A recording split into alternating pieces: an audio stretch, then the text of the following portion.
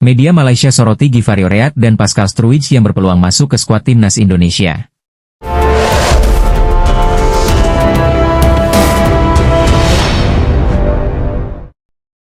Peluang Givari Oreat dan Pascal Struij untuk bergabung dengan timnas Indonesia mendapat sorotan tajam dari media Malaysia.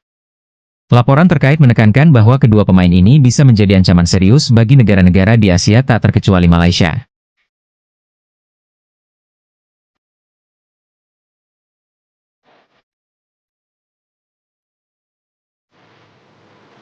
Pelatih timnas Indonesia, Patrick Kluivert secara resmi mengonfirmasi niatnya untuk menerapkan naturalisasi terhadap Givari Oreat dan Pascal Struij.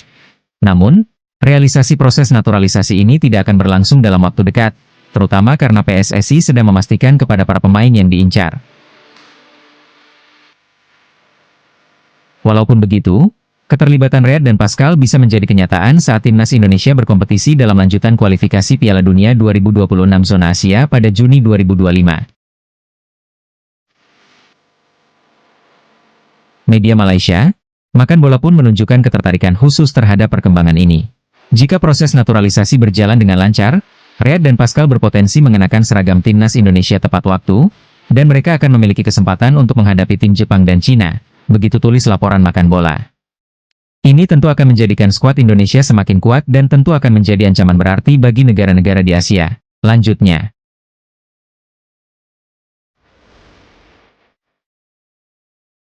pemberitaan rumor pemain keturunan Indonesia, seperti Givari Oreat, Pascal Struij dan banyak lagi yang lainnya, sangat ramai di sini, Malaysia, terangnya.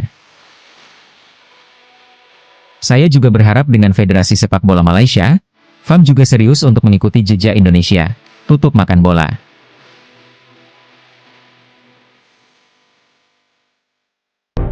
Patrick Kluivert panggil 30 pemain timnas Indonesia untuk laga lawan Cina dan Jepang di kualifikasi Piala Dunia 2026 zona Asia.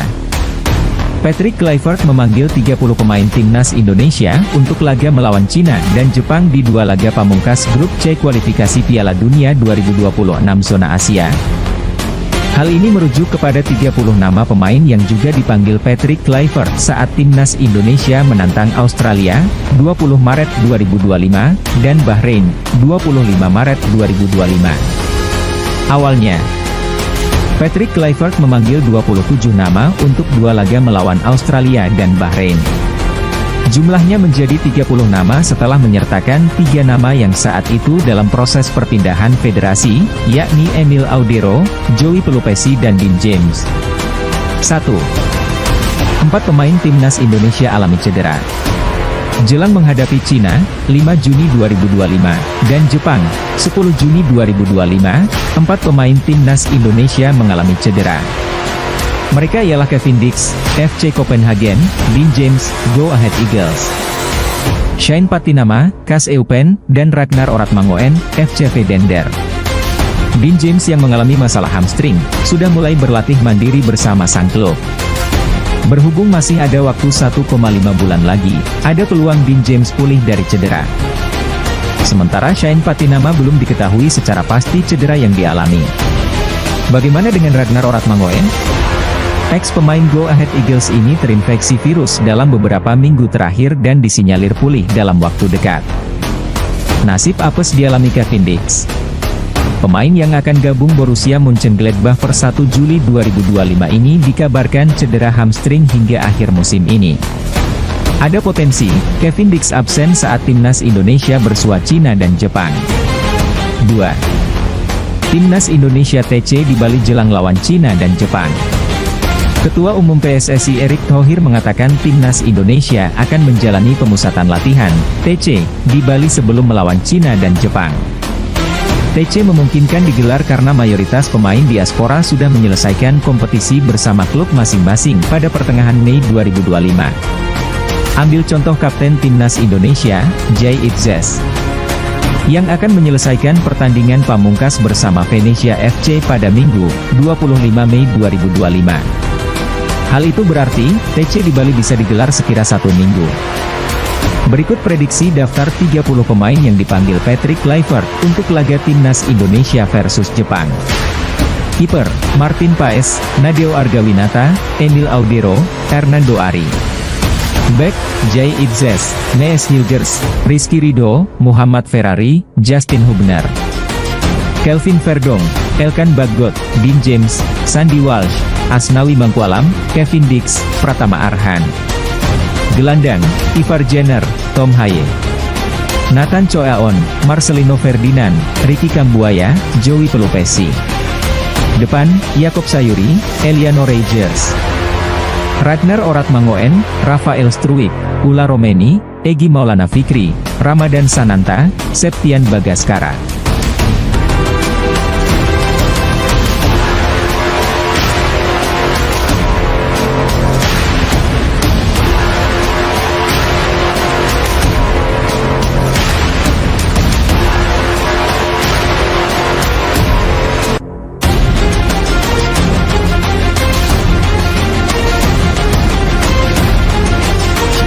Hai pecinta Garuda. Setelah bela timnas Indonesia, Kelvin Verdong temukan fakta ini. Back NEC Nijmegen, Kelvin Verdong, mengakui bahwa Indonesia adalah negara yang fanatik dengan sepak bola. Verdong sudah beberapa kali memiliki pengalaman bertugas bersama timnas Indonesia. Dia tercatat sudah tampil dalam 9 laga dengan catatan 5 laga kandang dan 4 tandang. Suporter timnas terbukti selalu memberikan dukungan di mana saja mereka bermain. Sosoknya sendiri sukses memberikan penampilan solid saat melakukan debut melawan Filipina dan mendapatkan banyak respons positif.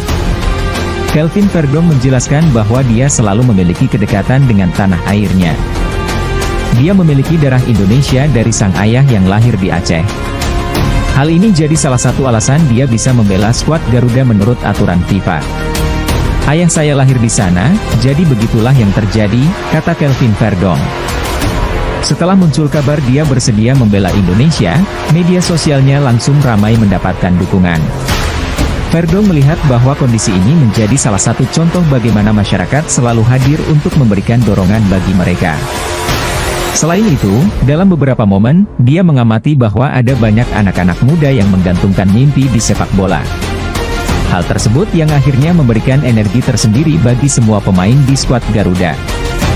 Saya menerima lebih banyak pesan di media sosial. Kemudian saya mulai memikirkannya. Anda juga melihat semakin banyak anak laki-laki yang mengarah ke sana. Saya melihat bahwa mereka juga mulai bermain untuk sesuatu dan hal itu juga sangat penting. Lanjutnya, Verdong akhirnya menyadari bahwa Indonesia adalah negara yang fanatik dengan sepak bola. Terbukti, dukungan untuk timnas selalu mengalir dan setiap kali mereka bermain kandang, ada puluhan ribu supporter yang hadir. Mereka juga memiliki harapan tinggi agar timnas bisa selalu berprestasi di ajang internasional. Ini jadi keunikan tersendiri dan hal tersebut didapatkan saat sudah berseragam timnas. Di sana sangat aneh. Orang-orang di sana benar-benar tergila-gila pada sepak bola. Banyak orang yang tinggal di sana, hampir 300 juta jiwa, tutup Verdong. Geliat penambahan pemain naturalisasi yang dilakukan PSSI untuk memperkuat timnas Indonesia mendapat sorotan media Cina, Xinhua. Nama-nama pemain keturunan yang bermain di Liga Top Eropa tak hanya mulai populer di Indonesia, tetapi juga di Cina. Hal ini terkait dengan pertandingan kualifikasi Piala Dunia 2026 round 3, Indonesia akan bertemu dengan Cina pada pertemuan kedua, tepatnya di bulan Juni 2025. Tim nasional Cina akan menghadapi kesulitan dalam pertandingan menghadapi Indonesia di lanjutan kualifikasi Piala Dunia 2026, demikian judul yang ditampilkan Xinhua.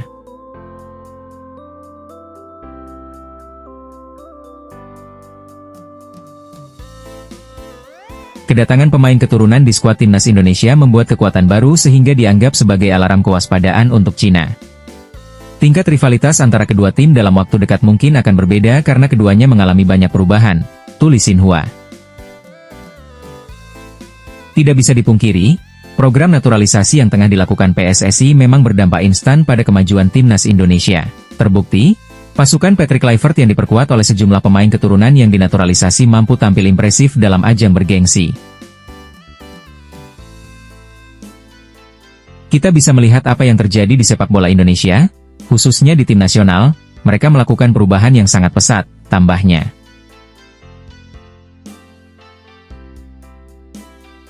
Kami pikir mereka, Indonesia, akan terus menambah pemain keturunan berkualitas, tentu itu akan sangat mengkhawatirkan, lanjutnya.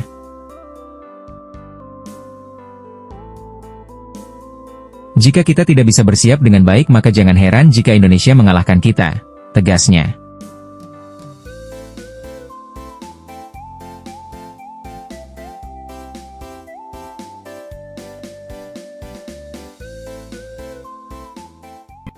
Pelatih tim ASEAN All Stars, Kim Sang-sik makin pusing dengan kabar terkini di skuadnya. Sejauh ini, sudah ada 17 nama yang diumumkan ke publik. Rinciannya, ada 2 kiper, 6 bek, 5 gelandang, dan 4 striker. Tim ASEAN All Stars bakal melawan Manchester United dalam laga eksibisi di Stadion Bukit Jalil, Kuala Lumpur pada 28 Mei 2025. Tim ASEAN All Stars bakal dilatih oleh Kim Sang-sik. Kim Sang-sik bakal memanggil 23 pemain untuk menghadapi Manchester United. Timnas Indonesia sudah mengirim perwakilannya. Ada 2 pemain Timnas Indonesia yang dipanggil ke tim asuhan Kim Sang-sik. Keduanya adalah Asnawi Mangkualam dan Muhammad Ferrari. Keduanya membela Timnas Indonesia di ajang ASEAN Cup 2024. Total ada 9 negara yang sudah mengumumkan perwakilannya.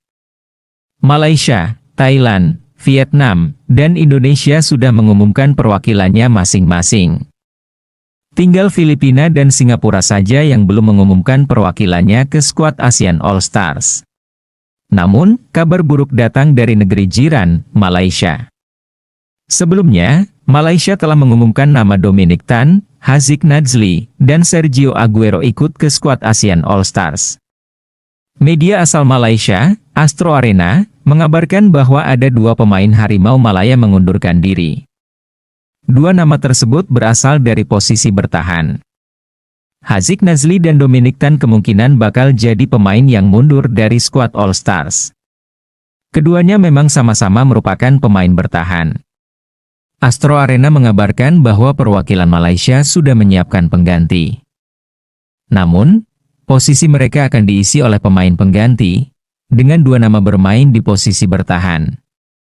Masih belum diketahui, siapa pengganti dari kedua pemain tersebut di skuad ASEAN All Stars.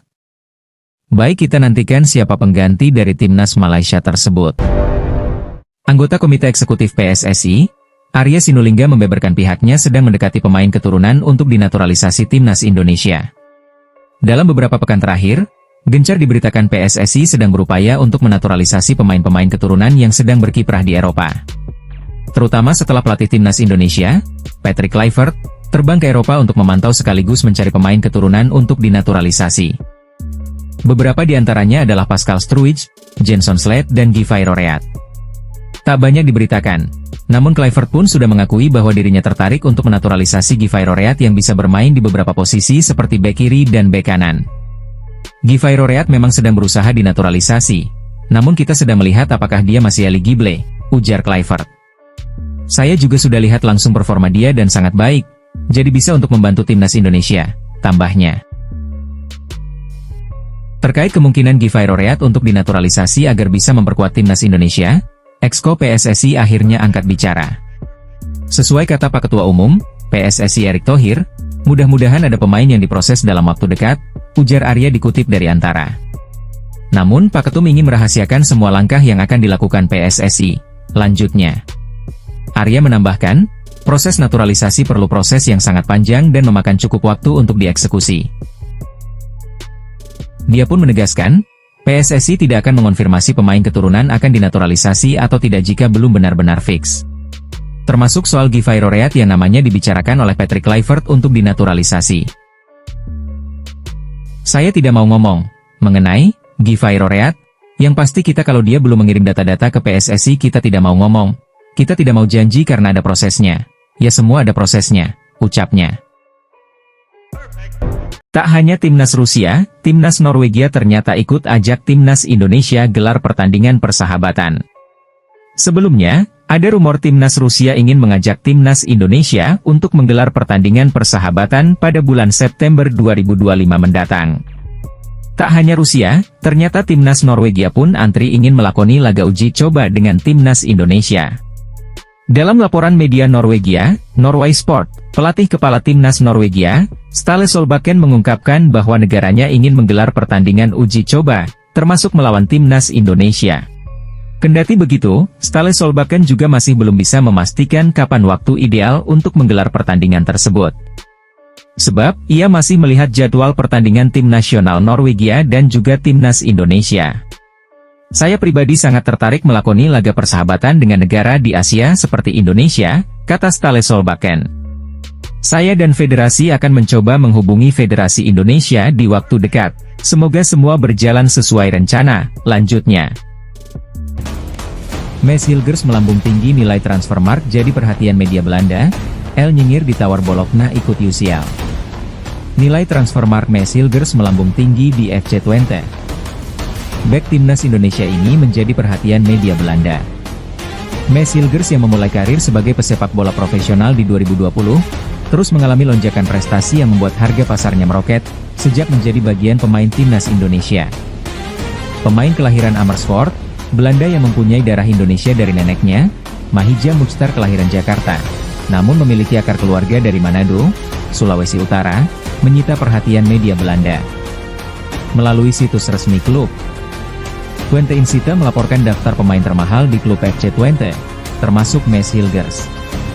Mads Hilgers rupanya masuk jadi salah satu nama yang punya nilai tinggi di tim Eredivisie, dengan menempati urutan ketiga.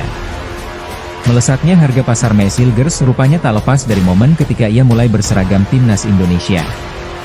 Mads Hilgers mencatat debut di timnas Indonesia pada 10 Oktober 2024 lalu saat melawan di kandang Bahrain di kualifikasi Piala Dunia 2026.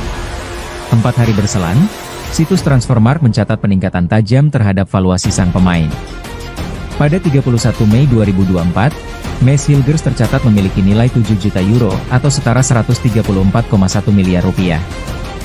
Selang 5 bulan, nilai El Nyingir julukan Mads Hilgers kembali melesat ke 10 juta euro atau senilai 191,5 miliar rupiah, dan kini angkanya kembali ke 7 juta euro.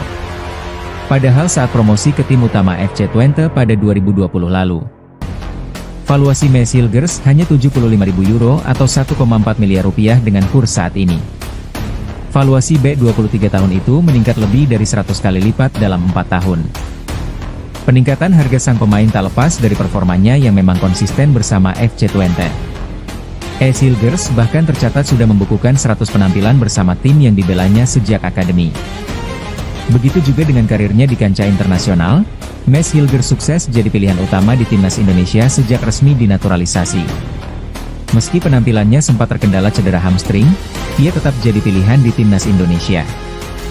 Kontrak Mads Hilgers bersama FC Twente akan berakhir Juni 2026, dan jika tidak menjualnya akhir musim ini, maka Twente harus melepaskannya secara gratis pada 2026. Kondisi itu membuat Mads Hilgers kini santer dikaitkan dengan sejumlah klub top Eropa seperti Valencia, Sevilla, Feyenoord, hingga Como di Liga Italia. Bahkan, rumor Mads Hilgers diminati klub Liga Serie A Bologna dan kini masih dalam tahap negosiasi. Menurut laporan media ternama Italia La Gazzetta dello Sport, Bologna bisa merekrut Jay Itzes bersama bek timnas Indonesia lainnya. Mads Hilgers sebagai paket pelengkap lini pertahanan mereka.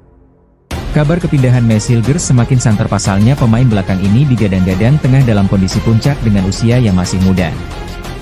Serta pengalaman di kompetisi Eropa membuatnya dinilai sebagai investasi jangka panjang yang menjanjikan.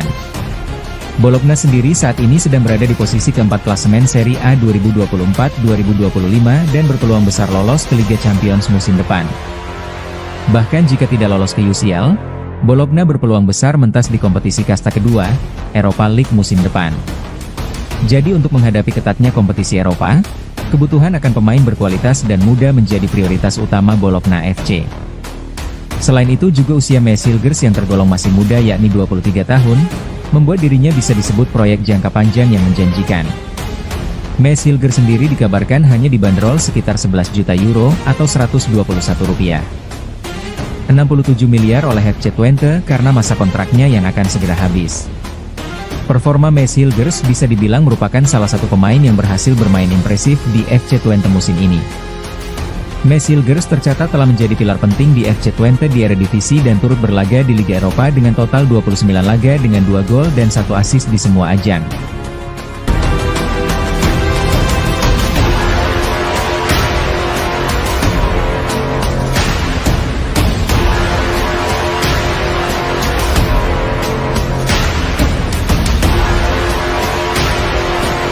Kapten Manchester United, Bruno Fernandes ingin kapten timnas Indonesia. Jay Itzes main di pertandingan ASEAN All-Star versus Manchester United.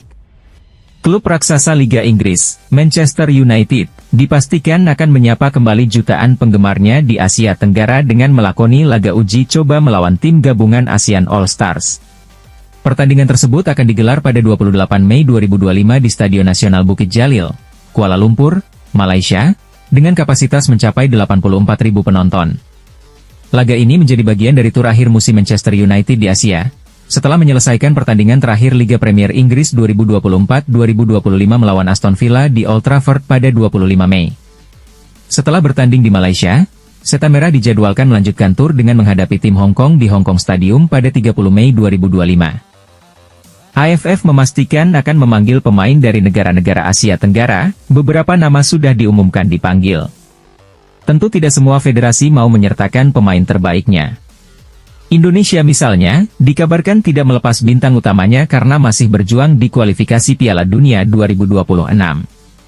Namun ada yang menarik, Kapten Manchester United, Bruno Fernandes sangat ingin melawan bintang timnas Indonesia, Jay Itzes. Ada satu pemain timnas Indonesia yang menarik perhatian, saya pikir dia, Jay Itzes, bisa bermain di ASEAN All-Star, kata pemain berkebangsaan Portugal. Tentu ini sangat menarik, yang pasti banyak penggemar yang menanti pertandingan ini, tegasnya.